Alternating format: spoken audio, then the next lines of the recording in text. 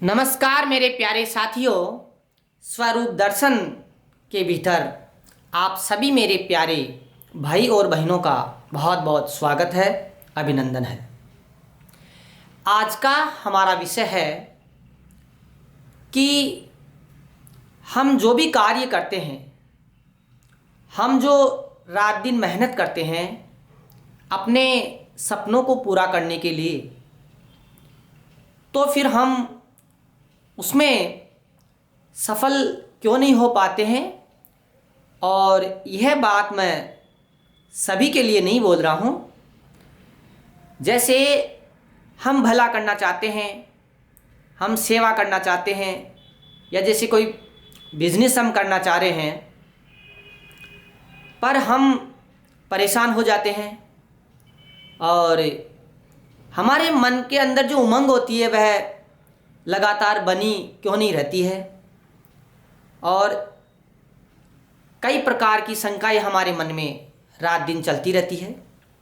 तो इन सब का आज मैं स्वरूप दर्शन क्रिया का जो अभ्यास होता है उसके आधार पर मैं यह मेरे प्यारे भाई और बहनों को समझाने का प्रयास कर रहा हूँ कि आखिर हम सभी के साथ ये क्या होता है, हमारे भीतर डर क्यों होता है।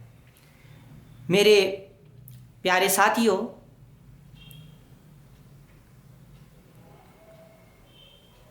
यदि आपने विज्ञान पढ़ी हो तो हमने वैज्ञानिक न्यूटन के नियम भी पढ़े होंगे, पदार्थ की प्रकृति भी हमने पढ़ी है कि कैसे एक पदार्थ के अंदर जो एटम्स होते हैं, अणु परमाणु जिन्हें कहते हैं, उनमें आपस में टकरे होती है।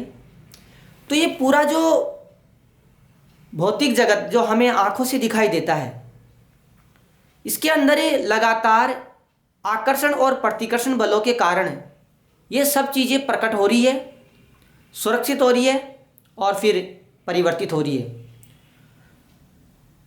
तो अभी तो हम ये समझते हैं कि सजीव और निर्जीव दो ही प्रकार की वस्तुएं होती है, ऐसे हम कहते हैं। पर जब हम स्वरूप दर्शन क्रिया का अभ्यास करते हैं तो हमें यह ज्ञान मिलता है कि सब कुछ सजीव है, अर्थात केवल परमात्मा का अस्तित्व है।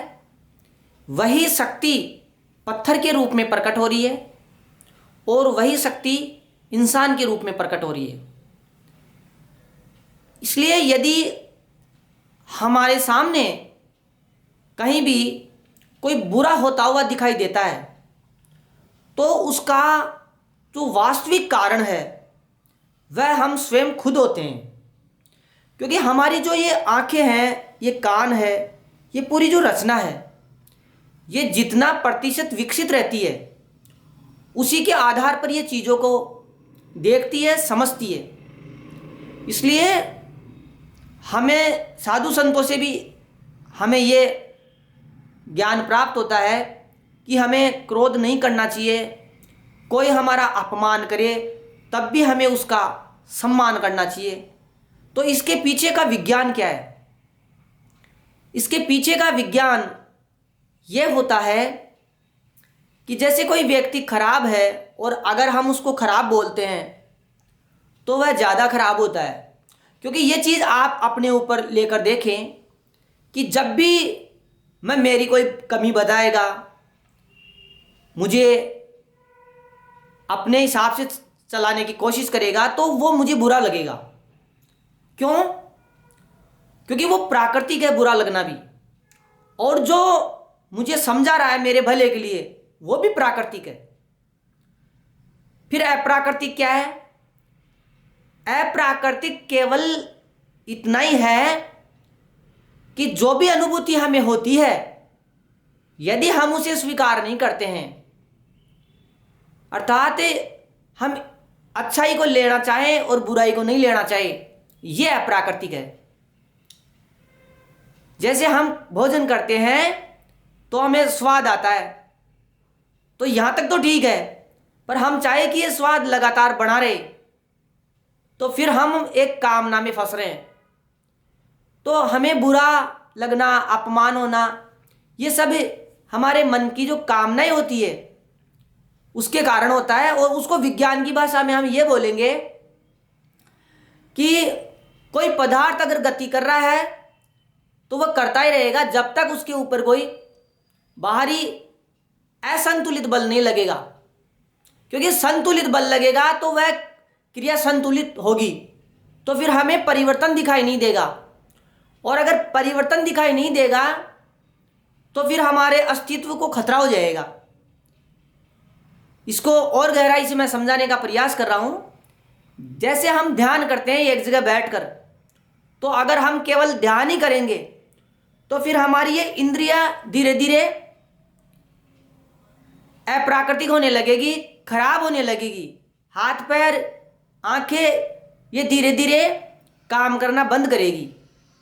इसीलिए तो आंखों की समस्या आती है, सुनाई देने की समस्या आती है, क्योंकि हम जहाँ जाते हैं या जहाँ रहते हैं उसको हम अच्छे से जीते नहीं हैं, वहाँ से हम भागते हैं।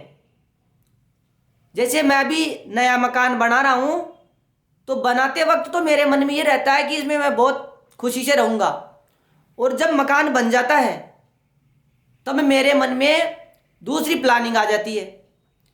तो हमने क्या करा कि जो खुशी हमें मिल रही थी हम उसको छोड़ दिए और हम वहाँ से पलायन कर गए।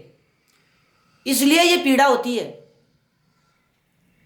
कोई भी हमारे बीमारी आती है तो वास्तविक रूप में बीमारी होती नहीं है, वह हमारा जो मन उस परिस्थिति को स्वीकार नहीं करता है, बस वह परिस्थिति की अस्वीकार्यता ही बीमारी का रूप ले लेती है। तो इसलिए हमें हमारा भोजन भी प्रभावित कर रहा है, कोई दृश्य भी प्रभावित कर रहा है, हर चीज़ हमें प्रभावित कर रही है, और हम चाहे कि हम इनसे अप्रभावित रहें, तो ये जो इस प्रकार की जो चाहत है ये हमें हमेशा कष्ट में रखेगी। तो फिर क्या करें?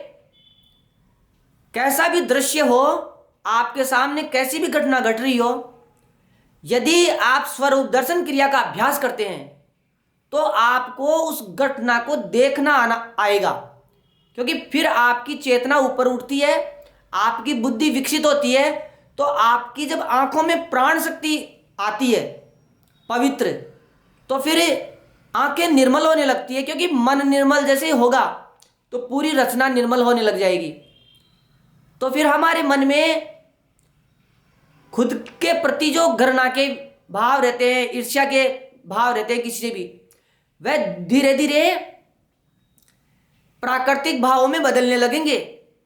अर्थात हमें यह समझ में आएगा कि जैसे मैं अच्छा दिखना चाहता हूं, ऐसे ही आप भी तो अच्छा दिखना चाहते हैं।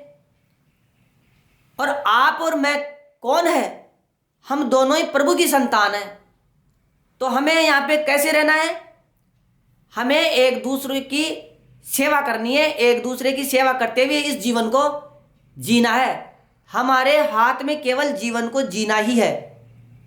फिर हमें मरने का डर क्यों लगता है? बीमारी का डर क्यों लगता है?